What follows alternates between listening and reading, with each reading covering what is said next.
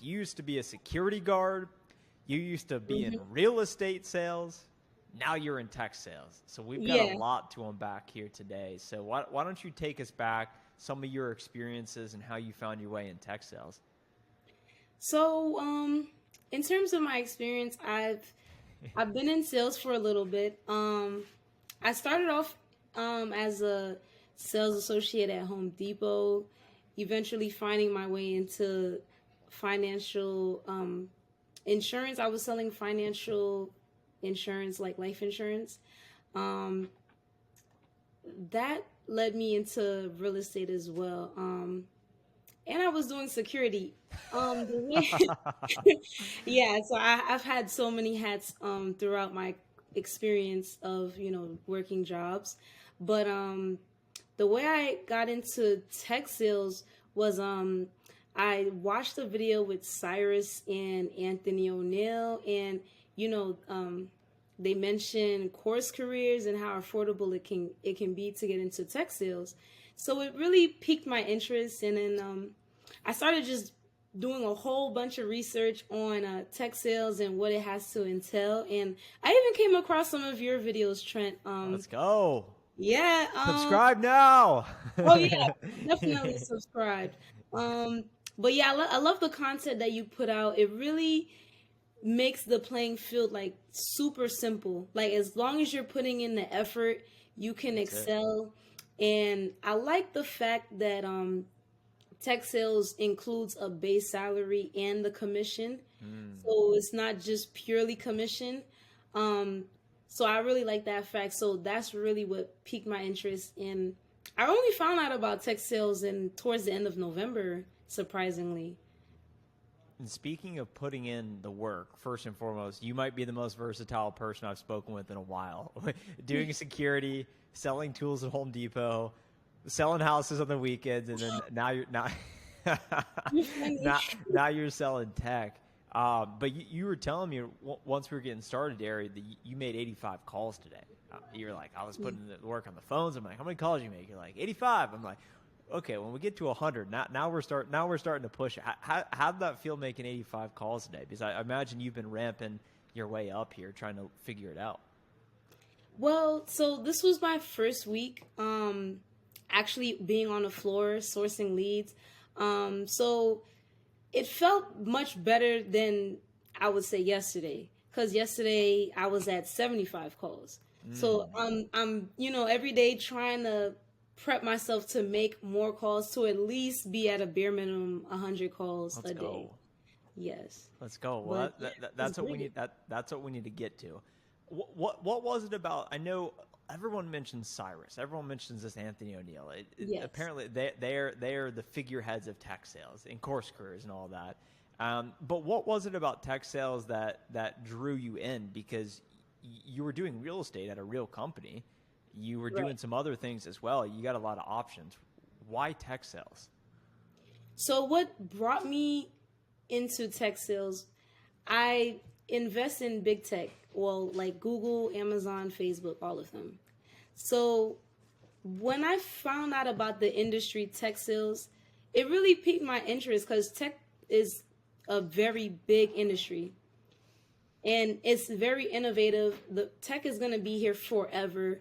So it really made sense for me to at least give it a shot and really learn more about tech sales, because I wanted to get into tech, but I wasn't quite sure which part of tech I wanted to be in. And tech sales just seemed like the best fit because I already have a background in sales. And, we're really just talking to people on the phone. And Hmm. this is similar to what I do with real estate. So it just kind of fit like a glove for me to just, really dive more into tech sales. And then when you were starting to learn about tech sales, you were probably confronted with the question, well, I've got sales experience, but I don't necessarily have tech experience. So how do I break in? And then that leads us to course careers, which we'll talk a bit about here today. But how did you discover course careers, and how did that help impact your trajectory to set you up for success? Well, in terms of how did I find course careers, like I said before, Cyrus and Anthony O'Neill really kind of set the playing field for at least the name drop. that was when I first heard of CourseCareers. And I did some research on Careerist and the other, or Coursera as well. But CourseCareers just felt like the most affordable and fastest way to get into tech. And when I look back on it, I'm really glad that I chose CourseCareers because the community is like amazing. Like there's so many people a part of CourseCareers that you could lean on for advice and tips and really get your foot in the door in terms of tech sales. So I really believe, CourseCareers is the real reason I'm here now. How did the community help? Well, in terms of material, getting through the course, staying motivated, they had a Discord chat where people that already are in their roles, they'll chat in there often, really instill us with motivation and inspiration just to keep going and pushing forward. And if we had any questions, study materials, they already had a study guide for us to really lay down the playing field. So, it wasn't as difficult. And they're really great in terms of just giving out information on what jobs are also hiring, interview tips, the whole nine, getting your LinkedIn profile set up. Their community is really great. Yeah, I'm looking at your LinkedIn right here. You got the big account executive role on there. You got the former realtor. Yeah. We're going to have to send you some leads. You get to sell some houses on the side. That would be perfect. What was it about CourseCareers that you think prepared you to land the role? Because you had the experience, to your point. You know what it's like to roll up the sleeves, to prospect a little bit. What do you think you learned in CourseCareers that allowed you to separate yourself, to go right to account executive? Because that's pretty unique. A lot of folks would maybe go for an SDR, sales development rep role, but you've gone right into it seems like a closing type role along with prospecting. So yes. Can you talk about what skills you learned in CourseCareers that has equipped you to get the job? And I know you're still learning on the job, yes. So let's focus on that stage. So typically, mainly what I learned with CourseCareers is how to find the perfect buyer persona and just how to source those leads using LinkedIn Navigator and different forms of prospecting, how to talk to the clients that you prospect, and certain books like How to Influence People, Fanatical Prospect. Oh. Those books were really key, and I really love that Fanatical Prospecting book. It really instills the effort and what it really takes to really excel in the role. And the email template that we had to do for the project, I feel like that really even put me in the role as a project, but it kind of helped me really understand, like, okay, what is the role that I really have to do and how can I really excel in this role? All the tools that I learned in CourseCareers, it really set me up to be able to do this job effectively without any surprises. Like, I knew exactly what to expect, and really it was just knowing my company software in and out. What do you hope that a career in tech sales will provide you? I really hope that it provides me with the lifestyle that I want to live in terms of financially being independent and buying my first home. I want to be able to help my family as well. And I've told a lot of people about, tech sales as well. So I feel like that's another avenue that can be passive income. But I really want to be able to inspire people that maybe want to, change careers or look into something different and try it out, So I really want to be able to inspire others as well. But if you could give yourself advice, let's say 4 or 5 months ago, you were doing real estate. Maybe you're still doing a little bit of real estate. I know you were starting to learn the CourseCareers.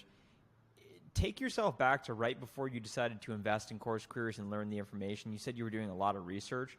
What concerns did you have about really committing and saying, you know what, I'm going to do whatever it takes to make this happen. I'm going to invest the money. I'm going to put the time in. Because I think a lot of people, they listen to the free intro course, which we'll link below if anyone wants to go learn more. But then they say, okay, do I really want to go for this? So what advice would you have for them? So the advice I would have for them is really just take that leap of faith. Because what held me on the fence was it felt too good to be true. And I feel like that may be the common theme with people when they hear about CourseCareers, because, you know, people are breaking into tech in 2 weeks, a month, 3 months or less. And it's like they're making like over 50,000, 60,000, up to six figures. And it's like, wait, they don't have a degree. Some of these people don't have a degree. And it's like, so it's possible. And once I started telling myself it's possible, then I started telling myself I can do it as well.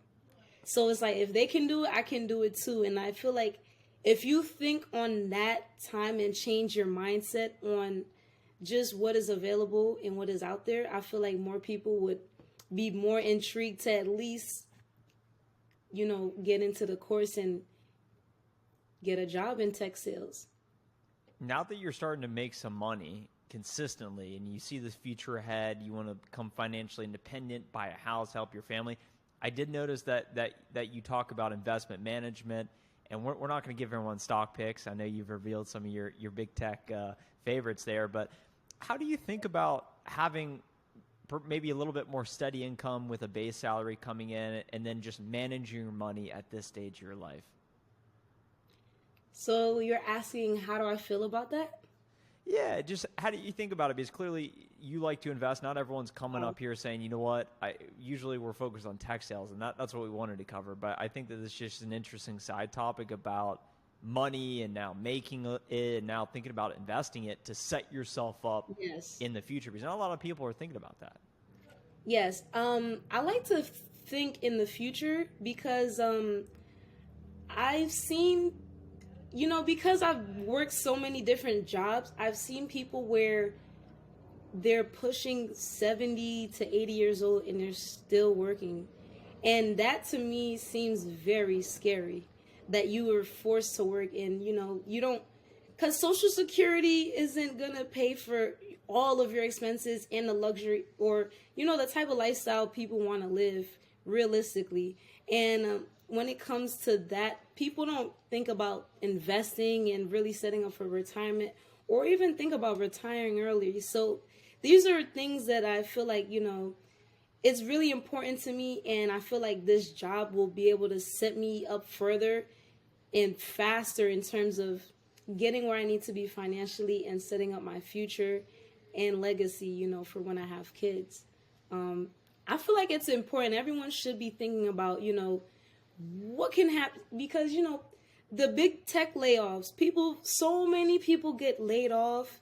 You don't even know it's coming, and you want to be, you know, you want to have some sort of security, 3 to 6 months of expenses, something just to get on your feet if anything bad was to happen. And, you know, some people don't think on that until it actually happens.